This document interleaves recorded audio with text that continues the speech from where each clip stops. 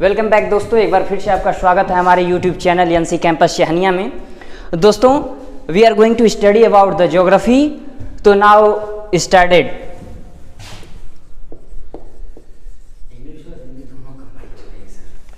Geography, first of all we are going to study geography. Geo means भू होता है और ग्राफी मीन्स वर्णन। दोस्तों, जियोग्राफी जो शब्द है ये यूनानी भाषा का शब्द है, ग्रीक भाषा का शब्द है। और जियो का अर्थ होता है भू यानी पृथ्वी, और ग्राफी का अर्थ होता है वर्णन। वर्णन यानी कि भू यानी पृथ्वी का वर्णन, उसे ही हम लोग जियोग्राफी कहते हैं यानी भूगोल कहते हैं। भूगोल शब्द का सर्वप्रथम इस शब्द का सर्वप्रथम प्रयोग किया था एरास्थनीज महोदय ने, और एरास्थनीज को ही जियोग्राफी का जनक भी कहा जाता है। और एरास्थनीज हिकेटियस। जियो का अर्थ होता है भू और ग्राफी का अर्थ होता है वर्णन, यानी कि भू यानी पृथ्वी का हम लोग वर्णन जिसमें करते हैं उसे ही हम लोग भूगोल कहते हैं।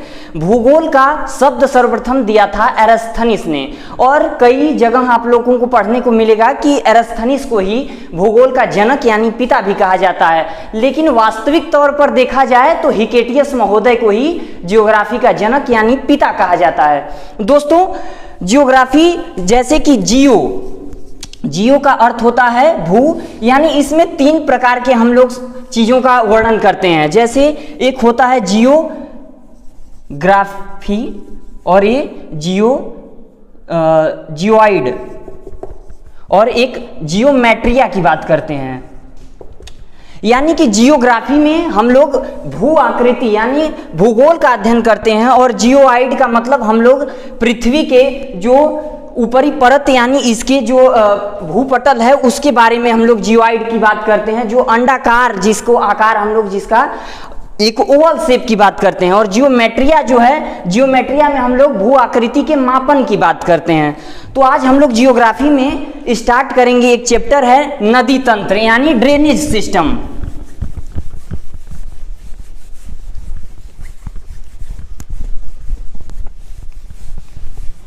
हम लोग नदी तंत्र में देखेंगे कि मुख्यतः नदियां दो प्रकार की होती हैं। एक नदी होती है अनुवर्ती नदी, अनुवर्ती नदी जिसे हम लोग कॉन्सिक्वेंट रिवर्स कहते हैं, और दूसरी होती है परवर्ती नदी जिसे हम लोग सबसिक्वेंट रिवर्स कहते हैं।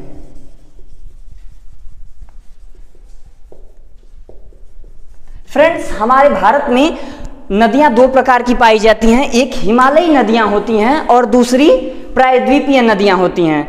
हिमालयी नदियां में वह नदियां आती हैं जो किसी पहाड़ या पठार से हिमशैलों से होती हुई जो प्रवाहित होकर के हमारे मैदानी इलाकों में आती हैं, जिनको जल 12 मासी, ये नदियां 12 मासी नदियां होती हैं जिनमें 12 मास जो है जल हमेशा हमें प्राप्त होता रहता है।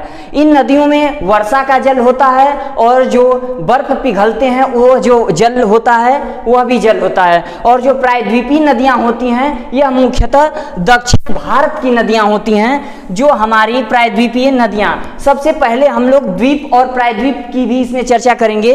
द्वीप वह होता है जिसका वह भूभाग जो चारों तरफ से जल से घिरा होता है उसे हम लोग द्वीप कहते हैं। और वह प्रायद्वीप यानी पेनिनसुलर की बात करते हैं। पेनिनसुलर वह होता है, वह भू आकृति होती है जो तीन तरफ से वह भूभाग जो तीन तरफ से जल से घिरा होता है उसे हम लोग प्रायद्वीपीय कहते हैं। तो हम लोग देखते हैं प्रायद्वीपीय भारत में बहुत सारी नदियां हैं, जिसका उदाहरण हम लोग जैसे जानते हैं कि कावेरी है, गोदावरी है, कृष्णा है, पेरियार है, भरतपुझा है, ये सब नदियां हैं। मांडवी है, जुआरी है, ये सब नदियां प्रायद्वीपीय नदियां हैं, दक्षिण भारत की नदियां हैं। इसमें अगर बात करें हम लोग तो गोदावरी नदी, जिसे हम लोग दक्षिण भारत की गंगा भी कहते हैं, यह इसे बूढ़ी गंगा की संज्ञा दी जाती है। और जो कावेरी नदी है, कावेरी नदी यह इसको भी गंगा कहते हैं, क्योंकि इसे इसलिए हम लोग गंगा कहते हैं कावेरी को, क्योंकि यह भी 12 मासी नदी, क्योंकि इसे उडग मंडलम जो पहाड़ी है वहां से इसको जल मतलब वहां से इसे पानी हमेशा इसको आपूर्ति मिलती रहती है और यह भी 12मासी नदी है और यहाँ 12 मास इसमें पानी हमें मिलता है, इसलिए कावेरी को हम लोग गंगा इसको भी कहते हैं।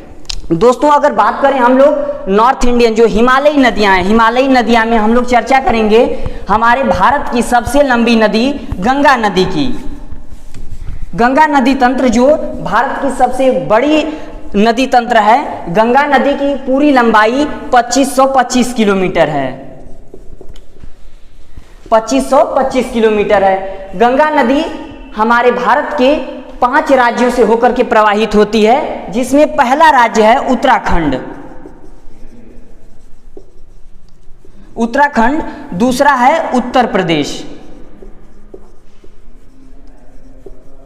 तीसरा राज्य है झारखंड, बिहार है, सॉरी बिहार है, और चौथा राज्य है झारखंड,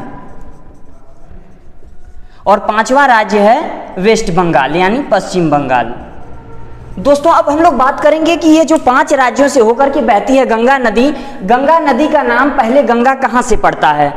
दोस्तों सर्वप्रथम उत्तराखंड के गंगोत्री ग्लेशियर हिमनद से एक नदी का उद्गम होता है जिसका नाम है भागीरथी नदी,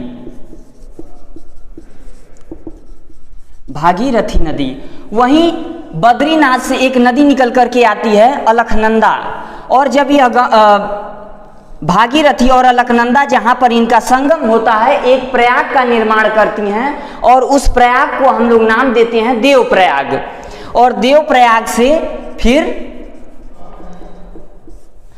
एक नई नदी का उद्गम होता है जिसे हम लोग गंगा कहते हैं, और गंगा उत्तर प्रदेश में एंटर करती है बिजनौर से, नजीबाबाद से। गंगा नदी उत्तर प्रदेश में कुल 1000 किलोमीटर इसकी लंबाई है और यह उत्तर प्रदेश के कुल 28 जिलों से होकर के प्रवाहित होती है। गंगा नदी के किनारे सबसे बड़ा नगर है वह है कानपुर, कानपुर नगर है जो कि गंगा नदी के किनारे बसा हुआ सबसे बड़ा नगर है। दोस्तों गंगा नदी की एक सबसे बड़ी मुख्य सहायक नदी है जिसको हम लोग यमुना कहते हैं। यमुना नदी निकल करके आती है यमुनोत्री ग्लेशियर से और इसके दाहिने से आकर के गंगा नदी में यह मिलती है। अगर हम लोग बात करें यमुना नदी पूर्ववर्ती नदी की एक सबसे बड़ी उदाहरण है। इसे हम लोग अगर कहें समकोणीय नदी, जो 90 डिग्री का एंगल बना करके जो नदी आकर के एक मुख्य नदी से जब मिलती है उसे हम लोग पूर्ववर्ती नदी कहते हैं, जो कि 90 डिग्री का कोण बना करके किसी नदी से जब मिलती है। और यहाँ पर एक फिर से प्रयाग का जो संगम बनाती है यह इलाहाबाद में बनाती है और इससे आगे आकर के एक इसमें मुख्य नदी मिलती है फिर गोमती नदी।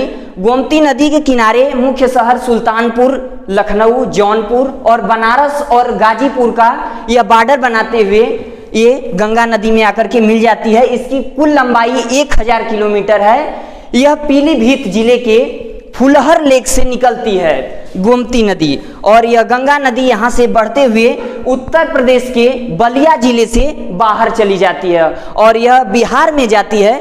बिहार में से बहते हुए यह पटना में और भी इसमें नदियाँ मिलती हैं, जैसे गंडक है, घाघरा है, और भी नदियां हैं, कोसी है, ये सब मिलती हैं इसमें, इसकी सहायक नदियां हैं। और फिर गंगा नदी पश्चिम बंगाल में जाती है। पश्चिम बंगाल में एक स्थान है फरक्का और वहाँ पर एक बैराज भी है, फरक्का बैराज, और फरक्का के पास में यह 2 वितरिकाओं में बट जाती है जिसका एक नाम है भागीरथी। एक वितरिका की जो मुख्य धारा इसकी होती है भागीरथी और दूसरी होती है हुगली। हुगली जो नदी है ये पश्चिम बंगाल में चली जाती है और भागीरथी नदी जो होती है यह चली जाती है बांग्लादेश में, और बांग्लादेश में जब जाती है तो इसका नाम वहाँ पड़ जाता है पद्मा।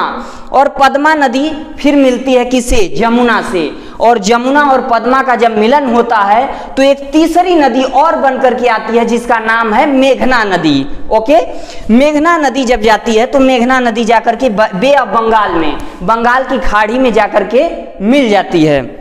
और इस तरह से गंगा नदी कुल 2525 किलोमीटर की पूरी दूरी तय करती है और जाकर के बंगाल की खाड़ी में गिर जाती है। तो दोस्तों ये वीडियो आपको कैसी लगी कमेंट और लाइक करके आप लोग जरूर बताइएगा और हमारे चैनल को ज़्यादा से ज़्यादा लाइक करें, शेयर करें, सब्सक्राइब करें। Okay, thank you.